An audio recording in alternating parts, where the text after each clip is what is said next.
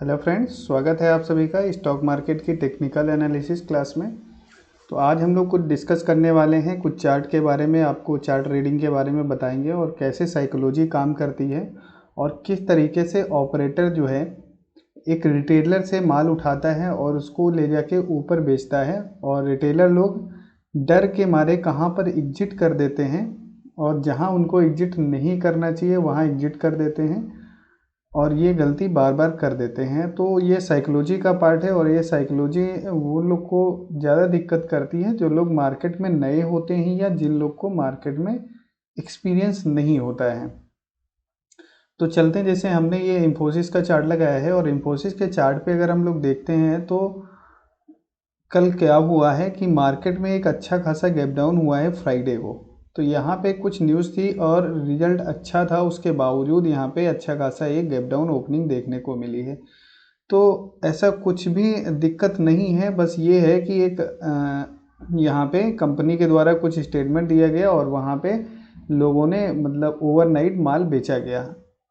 जैसे यहाँ पे भी कुछ न्यूज आई थी, और यहाँ पे होता क्या है, जैसे ऑपरेटर है, ऑपरेटर मतलब जिसके पास बहुत बड़ी क्वांटिटी है वो उसको ऑपरेटर बोलते हैं हम लोग। जो भी इंस्टीट्यूशनल प्लेयर होते हैं वो लोग मार्केट को गिरा के और रिटेलर को डरा देते हैं। रिटेलर यहाँ पे डर जाता है और जब रिटेलर डरता है तो वो लोग यहाँ पे माल खरीदते हैं, और देखेंगे तो ऊपर धीरे धीरे मार्केट यहाँ से निकल गया है। ठीक है, यहाँ से अगर हम लोग गेन देखना चाहें कि ये गेन है कितना, तो यहाँ से हम लोग अब भी परसेंटेज में कैलकुलेट कर लेते हैं।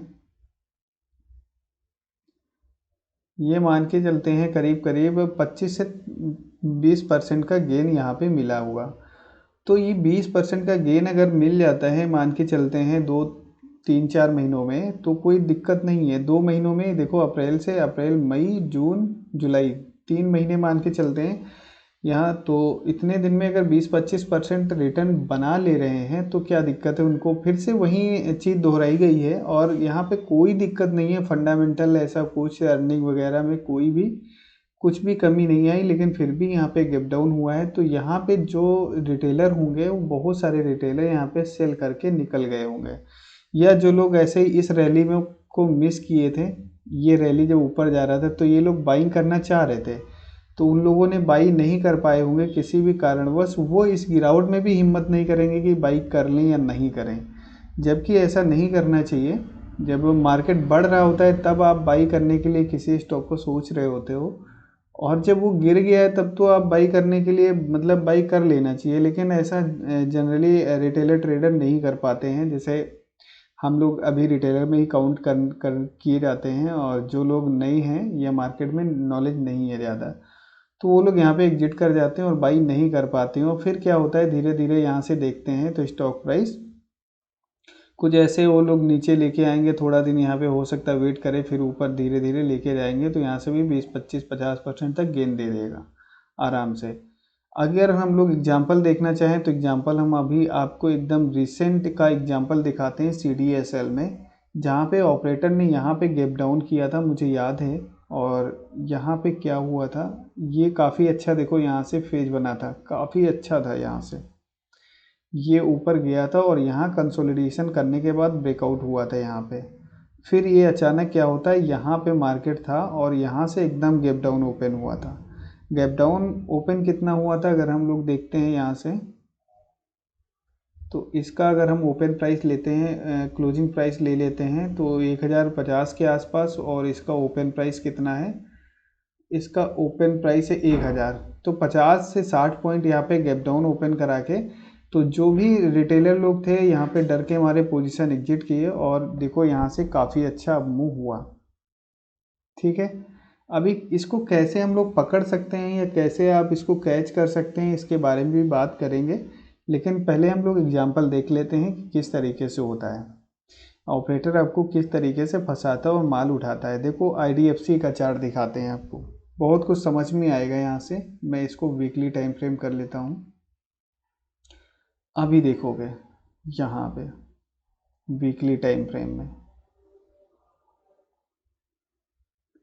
काफ़ी बड़ा गैप यहाँ पे नज़र आ रहा होगा आपको, ये वाला।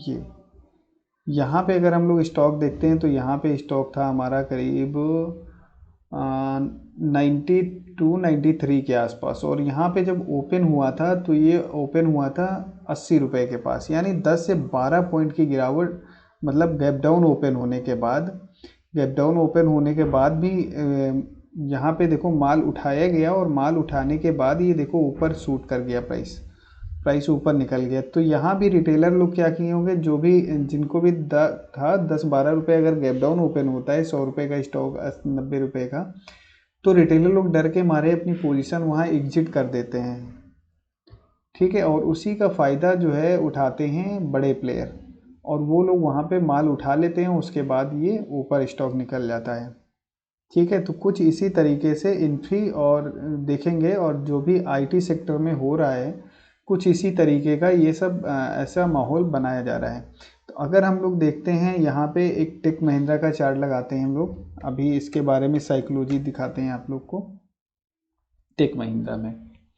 तो यहाँ पे ये जस्ट इन्फॉर्मेशन के लिए शेयर कर रहा हूँ, यहाँ पे बाई या सेल की कोई एडवाइस नहीं है हमारी।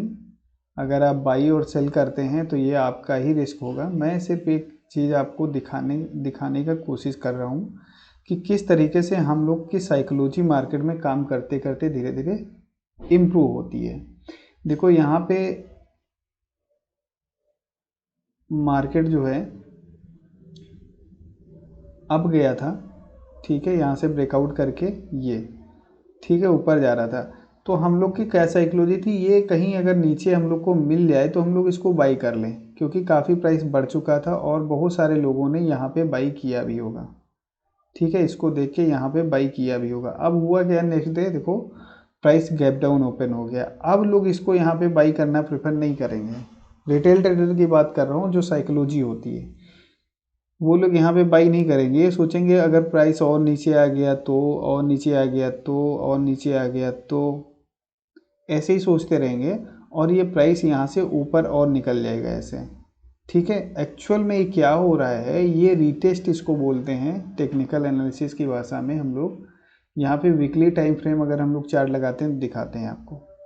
वीकली टाइम फ्रेम में अगर आप देखेंगे तो क्या हुआ, यहाँ से ब्रेकआउट हुआ, ब्रेकआउट के बाद रीटेस्ट करेगा, रीटेस्ट के बाद ऊपर निकल जाएगा। ऐसे ही तो प्राइस मूव करता है, सबसे पहले क्या करता है, ब्रेकआउट करेगा, जैसे ये रेजिस्टेंस लाइन है हमारी, तो यहाँ से प्राइस जाएगा ऊपर, ब्रेकआउट करेगा, ब्रेकआउट के बाद इसको रीटेस्ट करेगा, रीटेस्ट करने के बाद ये ऊपर हायर हाई फॉर्म बनाता हुआ निकल जाएगा। तो इसी तरीके से स्टॉक मूव करता है। तो यहाँ पे जो टेक महिंद्रा है एक बाइंग मोमेंटम में है, अभी इसके अंदर कोई दिक्कत वाली बात नहीं आई है, लेकिन यही एक साइकोलॉजी आती है जिसको हम लोग समझ नहीं पाते और गलती कर देते हैं। तो ये एक जस्ट इन्फॉर्मेशन वीडियो था, तो आप लोग को काफ़ी हद तक समझ में आया होगा कि गैप डाउन और गैप अप को कैसे हम लोग हैंडल करें। और हाँ, एक बात और कि हम लोग गैप अप या गैप डाउन अगर हो जाता है तो अगर किसी को एंट्री करनी है वहाँ पे तो कैसे कर सकता है। ऐसे केस में देखो हम लोग क्या कर सकते हैं, देखो ये टेकएम का ही चार्ट है यहाँ पे, ठीक है। तो ऐसे चार्ट में आप डेली टाइम फ्रेम का चार्ट लगा लीजिए। डेली टाइम फ्रेम में ये वीकली का भी कर सकते हो, लेकिन डेली का ज़्यादा ठीक रहेगा। तो जो गैप डाउन कैंडल है उसका हाई मार्क कर दीजिए आप, और उसी का लो मार्क कर दीजिए।